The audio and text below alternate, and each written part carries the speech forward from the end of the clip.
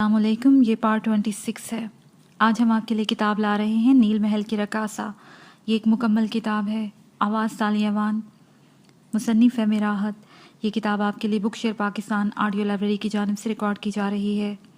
دیگر معلومات اور کتابوں کے لیے آپ رابطہ کر سکتے ہیں واٹس ایپ نمبر 0333249573 اور کال نمبر 0300291960 پر محمد اظہر لطیف سے۔ یہ کتاب 496 صفحات پر مشتمل ہے، تو آئیے سنتے ہیں پارٹ نمبر 26 صفحہ نمبر 393 سے۔ نہ جانے کتنی دیر میں غار کے فرش پر لیٹا رہا۔ بڑا سکون، بڑی ٹھنڈک کا احساس ہو رہا تھا کہ میری آنکھ لگ گئی۔ نہ جانے کتنی دیر میں سوتا رہا۔ پھر جاگا تو چاروں طرف تاریکی ہی تاریکی پھیلی ہوئی تھی، روشنی کا کہیں نام و نشان بھی نہیں تھا۔ اس کا مطلب تھا کہ رات ہو چکی ہے، لیکن مجھے رات دن سے کیا واسطہ؟ ہاں، جب میں نے پورے غار میں نگاہ دوڑائی تو مجھے پھل وغیرہ بھی نظر آئے، پانی بھی ویسے ہی موجود تھا، یعنی وہ چیزیں جو میں ختم کر چکا تھا دوبارہ اسی تعداد میں موجود تھیں۔ وہ میرے اوپر احسانات کر رہی تھی۔ میرے ذہن اور دل میں اس کے لیے جلاہٹ نمودار ہوگی۔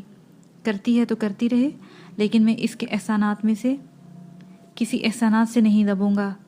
کھانے پینے کے بعد میں ایک بار پھر سو گیا، اور اس وقت مجھے غار کے دروازے پر کھڑکھڑاہٹ سی محسوس ہوئی۔ یوں لگ رہا تھا جیسے چٹانی دروازہ کھولا جا رہا ہو، لیکن یہ وہ غار تو نہیں تھی۔ میں تعجب سے اچھل پڑا۔ یہ تو وہ غار ہے جہاں مجھے قید کیا گیا تھا۔ چکور دروازہ، آرام دہ کمرہ، سب غائب ہو چکا تھا۔ سفید بلی نے اپنی مرات واپس لے لی تھی۔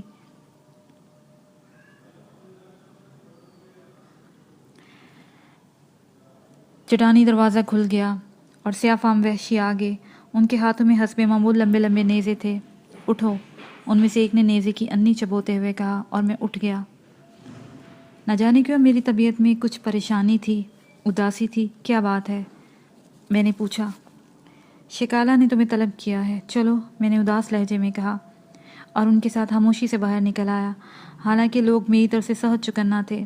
ظاہر ہے انہیں چکنا رہنے کی ہدایت کی گئی تھی، کیونکہ میں نے ان کے 5 آدمی کو قتل کر چکا تھا، لیکن اس وقت میں کوئی حرکت نہیں کرنا چاہتا تھا۔ تھوڑی دیر کے بعد ہم سرنگ سے نکل آئے اور ایک طویل فاصلہ طے کر کے میں شکالہ کے جھونپڑے پر پہنچ گیا، جہاں کبھی ہیکل سردار ایک پتھر پر بیٹھا ہوا تھا۔ اس کے نزدیک ہی چند دوسرے لوگ بھی موجود تھے، جن میں فولاد بھی تھا۔ مجھے دیکھ کر شکالہ کی آنکھیں غصے سے سرخ ہوں گی۔ قاتل! اسے دانت پیس کر کہا۔ میں خاموش رہا۔ معزز فولاد، یہ بات تیرے علم میں ہے کہ اس نے قبیلے کے 5 جوان ہلاک کر دیے؟ ہاں، فولاد نے گردن ہلائی۔ اس کے بعد کیا یہ کسی رعایت کا مستحق ہے؟ ہرگز نہیں۔ کیا اب اس کی ذات کے لیے سنگا کے رحم کو آواز دی جائے؟ اس کی ضرورت نہیں رہ جاتی۔ سنگا کی تعلیمات یہ ہیں کہ اگر کوئی تمہاری برائی نہ کرے تو تم بھی اس کے ساتھ برائی نہ کرو، لیکن اگر برائی کرنے والے کی سزا موت ہے تو اس کے احکام سے سرتابی نہیں کر سکتے۔ تو تم نے اس کے لیے موت تجویز کرتے ہو؟ ہاں، ایک دہشت ناک موت۔ تو پھر اس کے ساتھ کورتابہ ہوگا، شکالہ نے کہا۔ مناسب تجویز ہے۔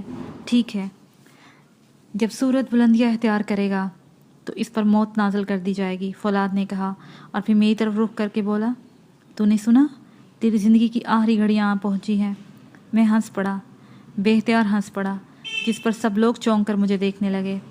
تم اسے میرے لیے سزا کہتے ہو؟ کیا مطلب تیرا؟ فولاد تعجب سے بولا۔ موت میری آرزو ہے بوڑھے کتے، سمجھا تو؟ موت میری دلی خواہش ہے، میں مرنا چاہتا ہوں۔ اس کے لیے تو سورج کے چڑھنے کا انتظار کیوں کرتا ہے؟ ابھی یہ کام کیوں نہیں کرتا؟ فولاد نے تعجب سے سردار کو دیکھا، اور سردار نے گردن ہلائی تھی۔ مجھے موت کا خوف نہیں ہے۔ تو دونوں بیک وقت بولے، موت میری آرزو ہے گدو، لیکن کیوں؟ اس لیے کہ مجھے زندگی سے نفرت ہے۔ زندگی نے مجھے دکھوں کے سوا کچھ نہیں دیا۔ حیرت کی بات ہے، تعجب کی بات ہے، کون ہے جو دنیا چھوڑ کر موت کی آرزو کرے؟ تو عجیب شخص ہے۔ سردار شکالہ، تم میرے لیے موت تجویز کر چکے ہو، میں مرنے کے لیے تیار ہوں، لیکن میری بات کا جواب دو گے؟ پوچھو۔ سردار کسی حد تک مجھ سے مروب ہو گیا تھا۔ زورانہ کہا ہے۔ معزز فولاد نے بھی مجھ سے یہ سوال کیا تھا، اور کس کی مجال ہے بستی کے روحانی پیشوا کے سامنے جھوٹ بول سکے؟ اگر جھوٹ بولے بھی تو کیا سنگا کی آنکھ سچ نہ تلاش کرے گی؟ سو میں اس سے بھی جھوٹ نہیں بولا، اور تجھ سے بھی نہیں بولوں گا۔ مجھے اس کے بارے میں کچھ نہیں معلوم، میں نہیں جانتا وہ کہاں گئی۔ لیکن تیری نگاہ اس کے لیے بہتر نہیں تھی؟ میں نے کہا، ہاں، وہ مجھے پسند تھی، لیکن سنگا کے احکامات کی خلاف ورزی मेरे लिए मुमकिन नहीं थी। वो नहीं कर सकता था जो मेरा दिल चाहता। फिर तेरे ख्याल में मैं वो कौन है जिसने उसे यहाँ से गायब किया? अजीम फौलाद का इल्म बेहतर समझता है, सरदार ने कहा, और वह फौलाद की तरफ देखने लगा। उसके गिर्द तारीख चादर है। उस चादर के दूसरी तरफ झांकना मेरे लिए भी मुमकिन नहीं रहा, फौलाद ने कहा। गोया तुम माजूर हो। हाँ, यकीन करो, हम दोनों में से किसी को भी इसके बारे में मालूम नहीं। वो मुझे पसंद थी, लेकिन सिंगा के अहकामात के मुताबिक मैं उसे गज़न नहीं पहुंचा सकता था। हाँ, अगर वो सिंगा के सामने होती और सिंगा उस पर रहम करती तो मैं उससे मांग सकता था उसे, और यही मेरा इरादा था। ठीक है, मुमकिन है तुम दुरुस्त कह रहे हो, और अगर तुम हमारे 5 नौजवानों को हलाक न करते, शायद हम तुझे भी उस वक़्त तक कोई नुकसान न पहुंचाते जब तक सिंगा इसका हुक्म न देती। लेकिन कानून के मुताबिक तू एक खुला मुजरिम है, इसलिए तुझे माफ़ नहीं किया जा सकता। मैं तुझसे माफ़ी चाहता भी नहीं हूँ, मैंने नफ़रत से कहा, और सरदार ने हुक्म दिया कि सूरज के बुलंद होने तक मुझे निगाहों के सामने रखा जाए ताकि मैं फ़रार की कोशिश ना करूँ। अच्छा है, मैंने सोचा, मुसीबतों से निजात हासिल करूँगा। मैंने नफ़रत से सोचा। अब मुझे अपनी ज़िंदगी से ही नफ़रत हो गई थी। चनाचा मुझे किसी चीज़ की परवाह नहीं थी। मैं नडर और लापरवाह था। सूरज बुलंद होता जा रहा था। मैं जंगलियों के घेरे में था और वो मेरी सख्त निगरानी कर रहे थे। सुनो, मैंने नज़दीक खड़े एक वहशी को इशारा किया और वो मशकूक निगाहों से मुझे देखने लगा। क्या बात है? उसने करख्त लहजे में कहा। ये कुर्ताबा क्या होता है? मैंने मुस्कुरा कर कहा। एक दिलचस्प मौत। क्या मतलब? एक ऐसी मौत जिसमें ज़िंदगी की रमक भी होती है। मुझे इसकी तफसील बताओ। कोई खास तफसील नहीं है। एक महसूस मकाम पर ले जाकर तुम्हें भागने का मौका दिया जाएगा और चंद तीर अंदाज तेरे पीछे होंगे। ये अपनी अपनी बारी पर तुम्हारे ऊपर निशाना लगाएंगे। इनमें से किसी का भी तीर तुम्हारे बदन में पेवस्त हो जाएगा। हाँ, अगर तुम भागने में बड़ी महारत रखते होगे और इनकी तीरों से जद से बच सकते हो तो फिर दूसरी बात है, और वह महसूस मकाम तक तुम पर तीर अंदाजी करेंगे। अगर तुम इस मकाम से निकल गए तो फिर तुम आज़ाद करार दे दिए जाओगे, उस शख्स ने मुझे बताया, और मैं हैरानगी से इसकी सूरत देखने लगा। वैसे मामला तो वाकई दिलचस्प था। ज़रा सी काविश और मेहनत से ज़िंदगी बचाई जा सकती थी। लेकिन मुझे ज़िंदगी से दिलचस्पी ही कब है, मैंने सोचा, और फिर मैं अजीब सी कैफियत का शिकार हो गया। सूरज आहिस्ता आहिस्ता बुलंदियों की जानिब चढ़ रहा था और उसके साथ ही मेरी मौत करीब आती जा रही थी। आदिल शाह, मेरे अंदर से आवाज़ उभरी। ज़िंदगी खुदकुशी का नाम तो नहीं है। अगर तकदीर ने तुम्हारे ऊपर ये इम्तिहानात मुसल्लत कर दिए हैं तो क्या तुम खुद को मौत के हाथ में इतनी आसानी से दे दोगे? ये तो ज़िंदगी की, इंसानियत की वकार की तौहीन है। ज़िंदगी बचाना तो एक फ़रीज़ा है, और वैसे भी खुदकुशी हराम है। तुम्हारी ज़िंदगी जिस जद्दोजहद में गुजरी है वो बेशक बाज़ जगह नाकाबिले बर्दाश्त हो जाती है, लेकिन ज़रूरी नहीं है कि हमेशा ये कैफियत बाकी रहे। मसाइल हल भी हो सकते हैं। मुमकिन है तुम्हारी ज़िंदगी का कोई खुशगवार मोड़ मिल जाए। इन हालात में ज़िंदगी का ज़िया मौत के बाद भी अफसोस में मुब्तला करेगा। चनाचा भागने के इस मौके से पूरा फ़ायदा क्यों ना उठाया जाए? अगर इनमें से कोई तीर अंदाज कामयाब हो भी गया तो तुम इसे ज़िंदगी का एहतमाम समझ लेना। लेकिन जब तक ऐसी सूरत हाल नहीं है, तुम क्यों खुद को मौत के मुंह में देने की ज़रूरत महसूस कर रहे हो? ये ख्याल मेरे जहन पर मुसल्लत होता जा रहा था और मैंने फ़ैसला कर लिया कि मुझे ज़िंदगी इस तरह नहीं ख़त्म करनी चाहिए। मैं अजीबोगरीब कैफियत का शिकार था। कभी कभी तो एक अजीब सी झंझलाहट होने लगती थी और ज़िंदगी से नफ़रत का एहसास होने लगता था। इसके अलावा इन तकालीफ पर भी गुस्सा आता था। लेकिन इंसान बड़ी अजीब गरीब शय है। मौत इतनी आराम की और सुकून की चीज़ नहीं है कि इंसान इसे बआसानी गले लगाए। हर शख्स जिंदा रहने की कोशिश में अपनी अपनी इंतहाई क़ुव्वतें सरफ़ करता है, तो क्यों ना मैं भी ये जद्दोजहद जारी रखूँ। हालात ने जो सूरत हाल मेरे ऊपर मुसल्लत कर दी है, इससे निपटना भी तो इंसानी फ़राइज़ में शामिल होता है। चनाचा मेरे ख्यालात यकसर बदल गए। जो कुछ होगा इससे पूरी हिम्मत और ज़िम्मेदारी के साथ निपटूंगा। मैं इंतज़ार करने लगा। जैसा कि शख्स ने बताया था कि मैं आखिरी वक्त तक मुझे वहाँ से भागना होगा। चनाचा मैं हर तरह अपने आप को तैयार करने लगा। फिर जब सूरज अपनी बुलंदियों पर पहुँच गया और मौसम इंतहाई गर्म हो गया तो वहशियों का नरगा बढ़ने लगा। सरदार, शिकाला, फौलाद और बहुत सारे लोग मेरे नज़दीक आ गए। उन्होंने अफ्रीकी ज़ुबान में अपने आदमियों को कुछ कहना शुरू कर दिया और कौरताबा शुरू करने की हदायत कर दी। फिर बहुत सारे लोग मुझे लेकर चल पड़े। ایک پہاڑی مقام پر مجھے چھوڑ دیا گیا۔ شکالہ ایک بلند جگہ بیٹھا تھا اور وہ تیر انداز جن کی تعداد 15 تھی ایک لائن میں کھڑے تھے۔ تب شکالہ نے چیخ کر اعلان کیا اور مجھ سے کہا، جوان اگر بچا سکتے ہو تو اپنی جان بچاؤ۔ ہمارے تیر انداز اپنی تیر اندازی کا جائزہ لیں گے اور تم اپنی تیز رفتاری کا۔ میں نے شکالہ اور فولاد کی طرف دیکھا۔ بیچاری زورانہ تو کسی مصیبت میں گرفتار ہو ہی چکی تھی، فی الحال اس کے حصول کی بات نہیں تھی، ابھی تو مجھے جان بچانا مقصود تھا۔ چنانچہ میں تیار ہو گیا۔ مجھے ایک محسوس فاصلہ طے کرنے کی ہدایت دی گئی۔ یہ فاصلہ تقریباً میرے اندازے کے مطابق 1 فرلانگ تھا، گویا یہاں سے مجھے دوڑنا تھا اور تیر اندازی کو اپنی تیر اندازی کی مشق کرنا تھی۔ وہ فاصلہ میں نے عجیب سی کیفیات کے دوران طے کیا۔ مجھے ایک درخت کی نشانی بتائی گئی تھی اور اس درخت کے پاس سے مجھے دوڑنا تھا۔ چنانچہ میں درخت کے پاس پہنچ گیا۔ تب میں نے پلٹ کر دیکھا، 2 تیر انداز آگے بڑھائے تھے اور وہ میرا نشانہ لے رہے تھے۔ تب سردار شکالہ نے دونوں بازو جھکائے اور مجھے دوڑنے کا اشارہ کیا۔ اسی لمحے میں نے ایک لمبی سی چھلانگ لگائی اور اسی وقت ایک تیر سنسناتا ہوا میری گردن کے نزدیک سے گزر گیا۔ بڑا خوفناک نشانہ تھا، ایک لمحے کے لیے چوک ہوتی تو یہ تیر میری گردن میں پیوست ہو جاتا۔ میں نے بھاگنے کے انداز میں تبدیلی کی اور لہراتا ہوا بھاگنے لگا، یعنی میں سیدھ میں نہیں بھاگ رہا تھا بلکہ ادھر ادھر زگ زیگ بناتا ہوا دوڑ رہا تھا۔ دوسرا تیر میرے بالوں کو چھوتا ہوا گزر گیا۔ تیر اندازی میرے پیچھے دوڑ رہے تھے، محسوس انداز بھی لیتے جا رہے تھے، لیکن اس وقت میں اپنی زندگی کی سب سے تیز دوڑ رہا تھا، اور وہ بھی پوری ذہانت کے ساتھ۔ میں نے کسی ایک دائرے کو منتخب نہیں کیا تھا، بلکہ کبھی میں ایک سمت دوڑتا اور کبھی دوسری سمت بھاگنے لگتا۔ تیر اندازوں کو سخت مشکل درپیش آ رہی تھی۔ تیر میرے نزدیک سے گزر رہے تھے اور مجھے یوں محسوس ہو رہا تھا جیسے کوئی نہ کوئی تیر ضرور میرے جسم میں پیوست ہو جائے گا، کیونکہ تیر انداز انتہائی مہارت سے نشانے لگا رہے تھے۔ پیچھے درختوں کے ٹوٹنے کی آوازیں سنائی دے رہی تھیں۔ تیر میرے دائیں بائیں برابر سے سائیں سائیں کرتے ہوئے نکل رہے تھے۔ دفتن میں نے اپنی بائیں سمت دیکھا اور میرا خون میری رنگوں میں منجمد ہو گیا۔ سفید بلی میرے ساتھ دوڑ رہی تھی، میری محافظ اور مجھے تیروں سے بچانے والا۔ ایک لمحے کے لیے میرے دل میں یہ خیال پیدا ہوا تھا کہ اس انوکھی ہستی نے ہمیشہ میری مدد کی ہے، مجھے اس سے اس قدر نفرت کیوں کرتا ہوں، صرف ایک لمحے کے لیے۔ اور اس کے ساتھ میں نے دوبارہ دوڑنا شروع کر دیا۔ تیر اب بھی برابر چلائے جا رہے تھے اور میرے چاروں اطراف سے گزر رہے تھے۔ مجھے یوں محسوس ہو رہا تھا جیسے کہ غیر مرئی قوت ان تیروں کا رخ موڑ رہی ہے، ورنہ تیر اس انداز میں بہت تیزی سے ایک ساتھ چلائے جا رہے تھے۔ فرق صرف یہ تھا کہ تیر میرے جسم پر پڑنے کی بجائے دائیں بائیں سر کے اوپر سے اور بعض اوقات میری ٹانگوں سے نیچے سے بھی نکل جاتے تھے۔ میں دوڑتا رہا اور دوڑتے دوڑتے نہ جانے کتنی دور نکل گیا۔ اس دوران میں نے ایک بار بھی ٹھوکر نہیں کھائی تھی، پوری دل جمی سے دوڑتا رہا، حالانکہ راستہ زیادہ ہموار نہیں تھا، کسی بھی جگہ میرے ٹھوکر کھا کر گر پڑنے کا احتمال تھا، لیکن میں اپنی پوری برق رفتاری سے اور مہارت صرف کر رہا تھا، یہاں تک کہ ایک جگہ ڈھلان آیا اور پھر میں تیزی کے ساتھ دوڑتا رہا۔ ڈھلان پر ایک بار مجھے ٹھوکر لگی اور میں گرتے گرتے بچا۔ سفید بلی برابر میرے ساتھ دوڑ رہی تھی اور پھر جب ڈھلان ختم ہو گیا تو مجھے کسی قدر بلندیاں نظر آئیں۔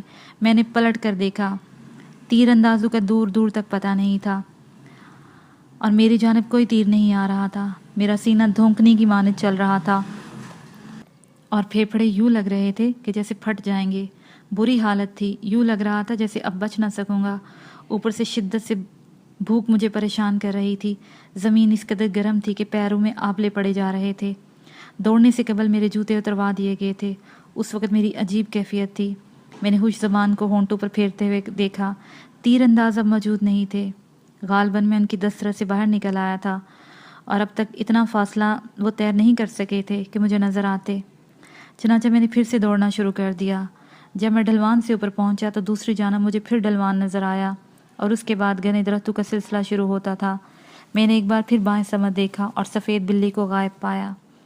بڑی سخت حیرت ہوئی تھی، گویا وہ صرف میری حفاظت کے لیے یہاں تک آئی تھی اور اب خطرہ نہ محسوس کر کے غائب ہو گئی تھی۔ پھر میں رک گیا، لیکن پھر میں نے یہ بہتر سمجھا کہ درختوں کے درمیان داخل ہو جاؤں، یہاں کم از کم میں تیر اندازوں سے چھک بھی سکتا تھا۔ چنانچہ میں ڈھلوان پر دوڑنا شروع کر دیا۔ ابھی تھوڑی ہی دیر کے بعد میں گھنے درختوں کی چھاؤں میں تھا، جہاں سورج کی شدت نہیں پہنچ پا رہی تھی۔ تیر اندازوں کا خطرہ اب بھی دور نہیں ہوا تھا۔ ضروری نہیں تھا کہ وہ میری طرف سے مایوس ہو چکے ہوں، ممکن ہے اب بھی میرا پیچھا کر رہے ہوں۔ چنانچہ میں پہلے کسی مناسب جگہ پر इंतहाब ज़रूरी था। मैंने घने दरख्तों की आड़ तलाश की। वैसे यहाँ इन लोगों ने मुझे तलाश करने में काफ़ी दिक्कत होगी। दरख्तों की आड़ में एक इंसान की तलाश करने में वो नाकाम रहेंगे। मैं इंतज़ार करता रहा। काफ़ी देर गुजर गई। सूरज दरख्तों पर से गुजर चुका था और रोशनी मुरझा गई थी। फिर दिन तेज़ी से ढलता रहा और मुझे यकीन था कि शिकाला के तीरंदाज मेरी तेज़ रफ्तारी से शिकस्त खा गए थे, लेकिन तीरों से बचाने में मेरी मदद की गई थी, वरना ये मुमकिन नहीं था। मैं एक बार फिर उस सफ़ेद बिल्ली का मरहून मिन्नत हो गया था। मेरी जान उसी की वजह से बची थी। बिलाहिर रात की तारीकी फैल गई और उसके साथ ही जंगल की ज़िंदगी जाग उठी। धूप और गर्मी से बचने वाले सूरज के रूपोश हो जाने के बाद जानवर खुशियाँ मनाने निकल पड़े थे। ये हशरातुल अर्ज़ थे जो खुराक की तलाश में निकले थे, लेकिन इनकी खुराक मैं भी बन सकता था। अब मैं इन मासूम दुश्मनों के रहम करम पर था। सांपों की फंकारें और तरह तरह के जानवरों की आवाज़ें दूर दूर तक फैल रही थी और जंगल का सन्नाटा मजरूह हो चुका था। फिर शेर की दहशतनाक दाड़ भी सुनाई दी और मेरा खून खुश्क होने लगा। न जाने किस तरह मेरे हलक से खिज़यानी कहकहा निकल गया। इंसान भी क्या चीज़ है, सिर्फ एक लम्हे के लिए उसके मिजाज में तगैयर बन जाता है। कभी ज़िंदगी से नफ़रत का इजहार करता है और इसे ख़त्म करने की सोचता है, और कभी ज़िंदगी से दुनिया की हसीन तरीन शय लगती है। मैंने बारहा उससे नफ़रत की, लेकिन ख्यालात के तहत जब मौत नज़दीक आई तो ज़िंदगी को अहमियत दी। जंगल की तन्हा रात खौफ का शदीद एहसास लिए हुए थी। ना जाने अफ्रीका की इस भयानक रात से कब नजात मिलेगी। एक दरख्त के नीचे बैठ गया, लेकिन इन आवाज़ों ने खून खुश्क कर दिया। तब अचानक एक बिजली सी कूद गई। मुझसे सिर्फ चंद गज के फासले पर सिर्फ एक चमकदार लकीर नज़र आई थी, ऐसी लकीर जिसमें सफ़ेदी कूद रही थी। लकीर तकरीबन 1 गज ज़रूर होगी। वो रेंग रही थी। मैं आंखें फाड़ फाड़ कर उसे देखने लगा और फिर शशतर रह गया। सांपों की लातादाद कहानियाँ बचपन में सुनी थी, लेकिन इन्हीं कहानियों से ज़्यादा अहमियत नहीं दी थी मैंने कभी। लेकिन ये लकीर बकौर देखने के बाद अंदाज़ा हो गया था कि वो सांप ही है, लेकिन ऐसा चमकदार सांप कि बदन के सारे रोंगटे दहशत से खड़े हो गए थे। लेकिन एक और एहसास उभरा। ये एहसास तजस्सुस था, क्योंकि उसे करीब से देखा जाए और अगर हादसा हो गया तो। लेकिन मैंने अक्ल के इस इंतबाह को कबूल नहीं किया। सांप की रफ्तार तेज़ नहीं थी। मैं उसके पीछे चल पड़ा। मेरी निगाहें उस पर जमी थी और अब तो यूँ महसूस हो रहा था जैसे कदम खुद ब खुद उठ रहे हों। एक सहर सी कैफियत तारी थी। रास्ता तय होने का एहसास भी ना हो सका और ये भी ना पता चल सका कि जंगल का सिलसिला कब ख़त्म हो गया। मैं तो बस उस सांप का ताक़ुब कर रहा था और फिर मैं उस वक़्त चौंका जब ये सांप एक गार के कुशादा दहाने से अंदर दाखिल हो गया।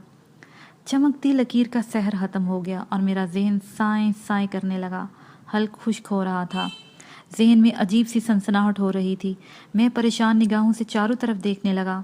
अकब में दरख्तों का कोई निशान नज़र नहीं आ रहा था।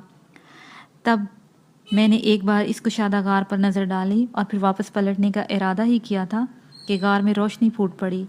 बड़ी अजीब सी रोशनी थी। फिर उस रोशनी में एक साया नज़र आया। सफ़ेद लिबास से मलबूस एक लड़की मुस्कुराती हुई बाहर निकली। वापस जा रहे हो? उसने पूछा और मैं मुंह फाड़े उसे देखता रह गया। वापस क्यों जा रहे हो? वो बोली। तुम कौन हो? नशीला, उसने जवाब दिया। यहाँ इस गार में रहती हूँ।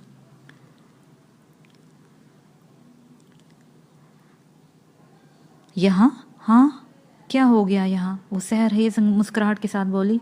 उसके दांत हीरों के टुकड़ों की मानंद चमक रहे थे। वो हंसती हुई बेहद खूबसूरत लग रही थी। मतलब मैंने भी यहाँ एक चमकदार सांप देखा है। वो इसी गार में गया था। सांप?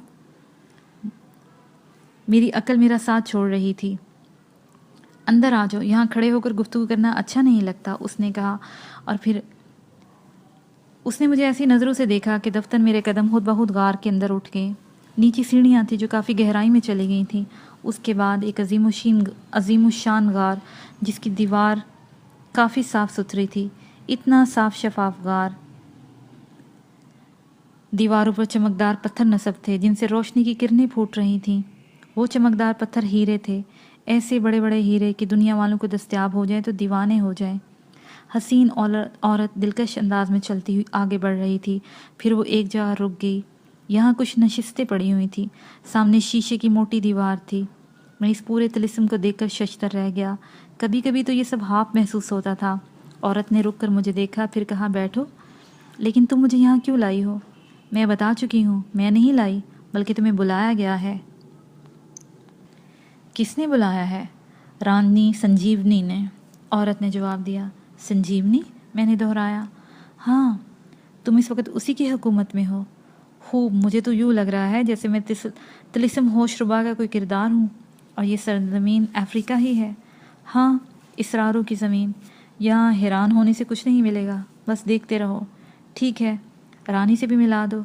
اچھا ہے، بہت سارے لوگوں سے مل لوں، نہ جانے میری زندگی کا مقصد کیا ہے۔ میں طویل سانس لے کر ایک نشست پر بیٹھ گیا۔ غاروں کی حکومت میری سمجھ میں نہیں آئی تھی۔ بہرحال یہاں کون سی بات سمجھ میں آ رہی تھی جو میں یہ سمجھنے کی کوشش کرتا۔ اس وقت شیشے کی دیوار کے عقب میں ایک اور انسانی عکس دیکھ کر میں ششدر رہ گیا۔ بالکل اسی شکل کی ایک دوسری عورت ہاتھوں میں چمکدار برتن اٹھائے اندر آئی۔ دونوں میں کوئی فرق نہیں تھا، دونوں ہی مسکرا رہی تھی۔ پھر اس نے برتن میرے سامنے رکھ دیے۔ شروع کرو، تم پیاسے لگتے ہو، نئی آنے والی لڑکی نے حیران کن انداز میں کہا۔ اس کی آواز بھی دوسری لڑکی سے ملتی تھی۔ میں اب تکلف کا عادی نہیں رہتا۔ اگر یہ شراب بھی تھا تو مجھے اس کی پرواہ نہیں تھی۔ اب تو جو ہوگا دیکھا جائے گا۔ چنانچہ جو ہی میں نے اس کی طرف توجہ دی، میزبان لڑکی نے سونے سے بھرا ہوا گلاس میرے سامنے رکھ دیا۔ ہاں، یہ سونے کا ہی گلاس تھا۔ اوپری حصے میں ننھے ننھے ہیرے جڑے ہوئے تھے، لیکن گلاس میں شراب نہیں تھی، بلکہ اس کی جگہ ایک خوش ذائقہ مشروب بھرا ہوا تھا، جسے پی کر انتہائی فرحت کا احساس ہوا۔ دونوں لڑکیاں نزدیک کھڑی ہوئی تھیں۔ گلاس ختم ہونے کے بعد انہوں نے اسے دوبارہ بھر دیا۔ تب اچانک دیوار کے عقب سے کئی رنگ کی روشنی ابھری اور معدوم ہو گئی۔ لڑکیاں سنبھل گئی تھیں اور پھر دونوں دیوار کے پیچھے چلی گئیں۔ تعجب خیز بات یہ تھی کہ نہ کوئی دروازہ تھا نہ راستہ۔ وہ دیوار کے آر پار اس طرح آ جا رہی تھی جسے ان کا وجود کوئی ٹھوس حیثیت نہیں نہ رکھتا ہو۔ میں نے مشروب کے دوسرے گلاس سے چند گھونٹ لیے اور ایک بار پھر مجھے شیشے کی دیوار کے عقب میں ایک عکس نظر آیا۔ یہ عکس ایک ایسے دلکش اور حسین چہرے کا روپ تھا کہ میری آنکھیں ہیرا ہو گئیں۔ 20-21 سال کی یہ حسینہ سبز رنگ کے لبادے میں ملبوس سنہری بالوں کو سمیٹتے شیشے کی دیوار کے دوسری جانب سے آ گئی۔ اس کے بدن سے سنہری شعاعیں پھوٹ رہی تھیں۔ اس کی آنکھوں میں ایسی حسین چمک تھی کہ ذہن ساتھ چھوڑ دے۔ پھر وہ مجھے دیکھ کر مسکرائی اور میں بے اختیار کھڑا ہو گیا۔ میری آنکھیں اسی پر جم گئی۔ بیٹھو، وہ مسحور کن آواز میں بولی اور میں آہستہ سے بیٹھ گیا۔ میرا نام سنجیونی ہے، اس نے آہستہ سے کہا۔ او، ان لڑکیوں نے تمہارا نام لیا تھا؟ ہاں، تم کون ہو؟ شاہ عادل، میں نے جواب دیا۔ سرزمین افریقہ میں کب آئے؟ اس نے سوال کیا اور میں نے ایک گہری سانس لی۔ میں خود نہیں آیا، تقدیر لے آئی۔ کیا مطلب؟ طویل کہانی ہے سنجیونی، کیا کرو گی سن کر؟ تمہیں اس سے کوئی فائدہ نہیں ہوگا، میں نے کہا۔ فائدے اور نقصان کا اندازہ تم نے خود کس طرح لگا لیا؟ بس یوں ہی۔ میری ذات اتنی ناکارہ اور ناقص ہے کہ میں اس روئے زمین پر کسی کے لیے دلچسپی کا باعث نہیں بن سکتا، میں نے جواب دیا۔ مٹی کے بند تودوں کی گہرائیوں میں کبھی کبھی ایسے نایاب ہیرے نکل آتے ہیں جن کی چمک دمک کا کوئی ثانی نہیں ہوتا۔ یہ فیصلہ تم خود نہیں کر سکتے، اس نے جواب دیا۔ ایک نوخیز اور حسین عورت ہونے کے باوجود اس کی باتیں خاصی پختہ تھی۔ میں اس کے بارے میں سوچے بغیر نہ رہ سکا۔ میں نے بغور اسے دیکھا۔ بلا شبہ حسن و جمال میں یکتا تھی اور اسے دیکھ کر ذہن بھنور کا شکار ہو جاتا تھا۔ تب میں نے کہا، میں حالات کا شکار ہو کر یہاں پر پہنچا ہوں، اور یہ حالات عجیب و غریب تھے۔ میں انہی کے بارے میں جاننا چاہتی ہوں۔ اور پھر میں نے اسے اپنی داستان سنانا شروع کر دی۔ سنجیونی میں ایک درمیانے درجے کا انسان تھا۔ دولت کے حصول کی خواہش تھی۔ دولت ملی اور تقدیر نے ان ویرانوں میں لا پھینکا، اور یہاں میں سیاہ فاموں کا شکار ہو گیا۔ انہوں نے ایک مقصد کے تحت مجھے استعمال کرنا چاہا اور مجھے دوسرے لوگوں کے حوالے کر دیا، لیکن یہاں بھی ناکامیوں نے میرا پیچھا نہ چھوڑا، اور ان ناکامیوں کی وجہ ایک عجیب و غریب سفید بلی تھی، اور یہ سفید بلی میری زندگی کا گاہک بن گئی، ایک عجیب و غریب دشمن، اور وہ قدم قدم پر میری حفاظت کرتی ہے، میری مدد کرتی ہے، لیکن میں اس کی محبت سے سخت الجھن محسوس کرتا ہوں۔ سفید بلی؟ سنجیونی نے حیرانگی سے کہا۔ ہاں، کون ہے وہ؟ کون ہے میں نہیں جانتا، لیکن وہ مختلف روپ میں میرے سامنے آتی ہے اور اس نے میری زندگی تلخ کر دی ہے۔ زیادہ تر وہ سفید بلی کی شکل میں ہی ہوتی ہے۔ ओह, क्या वो जादुई महलूक है? हाँ, अनोखा जादूगर, शायद कोई औरत। संजीवनी भवें उठाकर बोली। फिर उसने गहरी निगाहों से मेरा जायज़ा लिया। तब उसने मुस्कुराते हुए कहा, ज़रा शीशे की इस दीवार की जानब देखो। और मैं उधर देखने लगा। दीवार पर कुछ धुंधले धुंधले नक्श नज़र आ रहे थे। फिर मैंने सफ़ेद बिल्ली को देखा जो तेज़ी से मेरे साथ दौड़ रही थी। क्या यही तो नहीं है? संजीवनी ने कहा। हाँ, मैंने खोए खोए लहजे में कहा। मैं इसे अच्छी तरह जानती हूँ। क्या मतलब? मैं इसे अच्छी तरह जानती हूँ, मगर ये कहती क्या है? मुझसे मोहब्बत का इजहार करती है, मेरी कुर्बत की ख्वाहिशमंद है, और कहती है मैं किसी दूसरी औरत को मेरे नज़दीक बर्दाश्त नहीं करेगी। तो ये बात है, संजीवनी ने कहा और हंस पड़ी।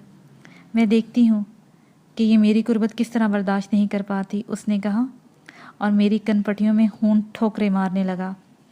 संजीवनी बगौर सफ़ेद बिल्ली को देख रही थी। फिर से अपना एक हाथ सीधा किया और दरवाजे के साए मादूम हो गए। मैंने इंतहाई हैरानगी से उसकी सूरत देख रहा था। ये क्या हुआ? हाँ, जमूका की बेटी सोमी। लेकिन इसे तुम कैसे जानती हो? क्या तुम इसे नहीं जानते? जानता हूँ, लेकिन उस वक़्त सफ़ेद बिल्ली सोमी ही तो है, संजीवनी ने जवाब दिया, और मैं ताज्जुब से मुंह फाड़ कर रह गया था। कई बार मुझे शक गुजरा था, लेकिन जिस तरह बात खुलकर अब सामने आई थी, मैंने इसे पहले कभी महसूस नहीं किया था। तो ये सोमी थी, वो हसीना जो मुझे पसंद भी थी और जिसने हमेशा मेरे साथ ताउन भी किया था। लेकिन वो इस तरह मेरा ताक़ुब क्यों कर रही थी? मेरा जहन अजीब सी कैफियत का शिकार हो गया था।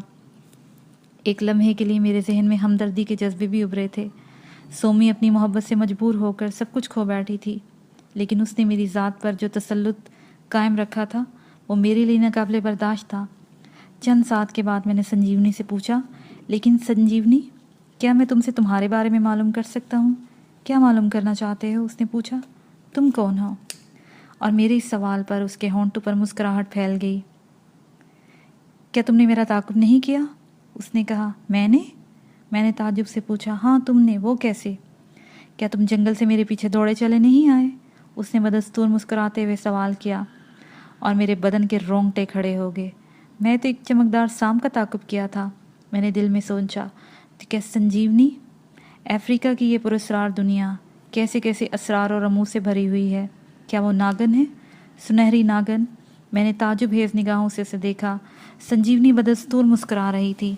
मैंने बामुश्किल तमाम आवाज़ निकाली।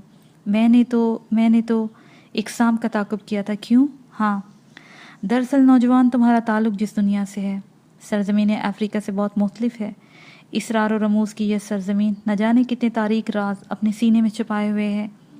हम सब के लिए ये सरज़मीन जन्नत है। तुम्हारी दुनिया में इस कदर उलझने हैं कि हम वहाँ नहीं रह सकते। चनाचा हमने यह खामोश दुनिया आबाद कर रखी है। इस खामोश दुनिया में हमें सुकून मिलता है और आराम भी। ये दुनिया तुम लोगों को पसंद नहीं आती। इसकी वजह यही है कि तुम लोग हंगामों के मुतलाशी हो और हम सुकून के आदी। लेकिन संजीवनी, तुम। हाँ, मैं अपनी दुनिया की सरबराह हूँ और हमारी ज़िंदगी मुख्तलिफ़ किस्म की होती है। तुमने इसका एक नमूना देख ही लिया। संजीवनी, लेकिन मैं इस बात पर कैसे अमल करूँ? क्या मतलब? संजीवनी ने ताजुब से पूछा। तुम वाकई, लेकिन तुम्हारी उम्र क्या होगी? मैंने नहायत ताजुब से सवाल किया। तुम्हारे अंदाजे के मुताबिक क्या होगी? तुम अगर महसूस ना करो तो मैं तुम्हें बताऊं? मैंने मुस्कुराते हुए कहा। हाँ, बताओ। तुम मुझे 21 साल से ज़्यादा की मालूम नहीं होती। तुम जिस कदर हसीन और नौजवान हो, उसे देखकर बड़े बड़े आबद और जाहिद तौबा तोड़ सकते हैं। मैं ये कहने में कतई नार नहीं समझता। मैं तुमसे बेपनाह मुतासिर हुआ हूँ, लेकिन तुम्हारा ये अजीब व गरीब इंकशाफ। संजीवनी खिलखिला कर हंस पड़ी। उसकी हंसी इतनी दिलकश थी कि मैं कई लम्हों तक उसमें खोकर रह गया। देर तक उसकी हंसी मेरे कानों में गूंजती रही, और फिर उसने मेरे नज़दीक आकर अपनी उंगली मेरी थोड़ी के नीचे रखी और मेरा चेहरा उठाते हुए बोली, तुम्हारे ख्याल में मेरी उम्र 21 या 22 साल है। हाँ, क्या ये मेरा ख्याल गलत है? क्या मतलब? मेरी उम्र तकरीबन 2500 साल के करीब है, उसने कहा, और मैं चकरा कर गिरते गिरते बचा। 2500 साल? मैंने दोहराया। हाँ, बल्कि इससे कुछ ज़्यादा होगी। मैं यकीन नहीं कर सकता। ना करो, इससे क्या फ़र्क पड़ता है? उसने लापरवाही से कहा और शरारत अमेज़ निगाहों से मेरी जानब देखने लगी। मैं खामोशी से इसे देखता रहा। 2500 साल की हसीना मेरे सामने थी। میں اسے دیکھ رہا تھا اور میری عمر 28-30 سال سے زیادہ نہیں تھی۔ میں اسے کیا سمجھتا؟ اگر پشتوں کا حساب لگایا جاتا تو میری عمر 8ویں یا 9ویں پشت میں سے ہو سکتی تھی، لیکن اس کی ہمت دیکھ کر کوئی یہ نہیں کہہ سکتا تھا کہ اس کی عمر اتنی ہوگی۔ میں حیران اس کے سامنے بیٹھا رہا۔